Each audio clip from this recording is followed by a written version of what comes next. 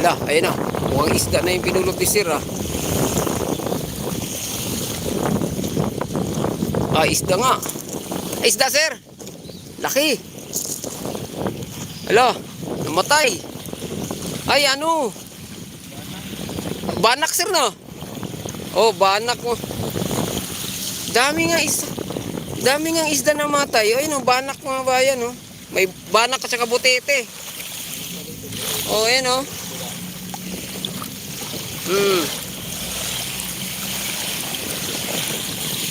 Bakit kaya nangamatay? Baka naman na naman nagbuhos ng ano dyan, chemical.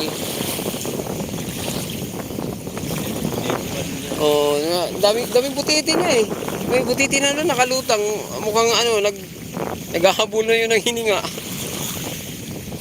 Ayan oh, butiti. Daming butiti no.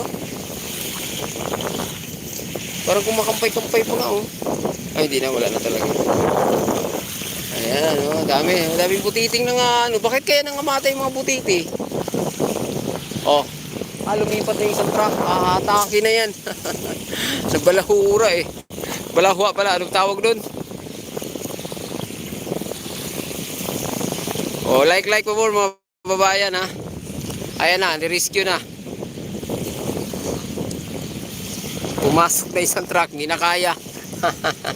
Kailangan ng haltakin. Lulululu. Ay, ano ba yun? Paatras.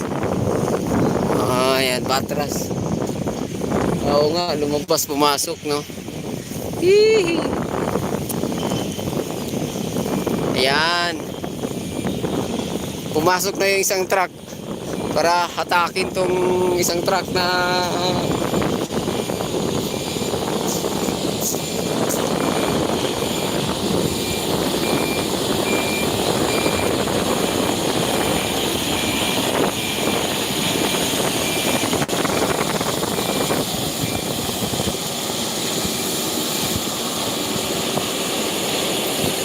ang problema, yung truck na yun, ang kanyang posisyon,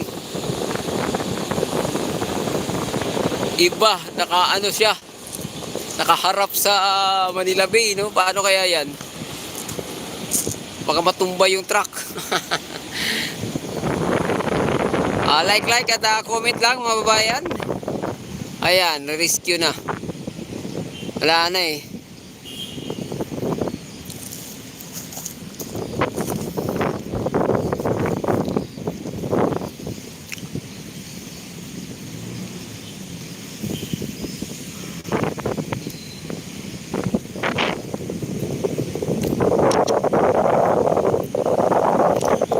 Buti na lang makulimlim mga ating panahon ngayon.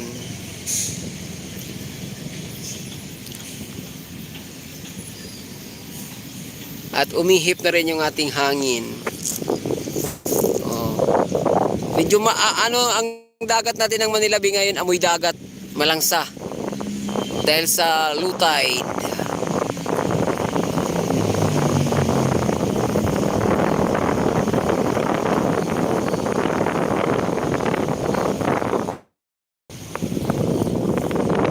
Naglalaki ang barko dun sa reclamation, no?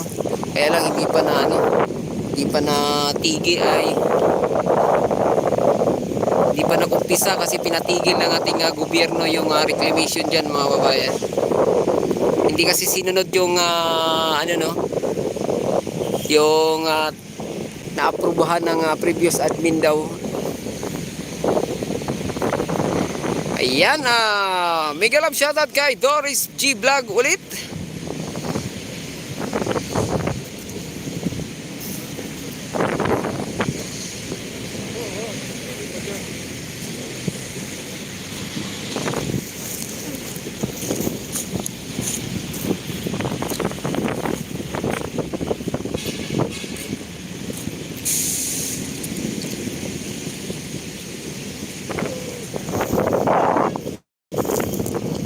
Dito tayo.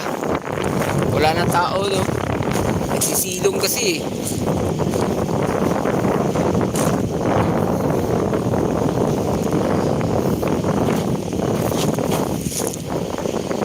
Ayan, nakuha na ang truck bay. Ay, hindi pa. Ito na, pumasok na yung isang truck ng MMDA bay. Sige, ano natin itong truck na to. Oh, ayan oh.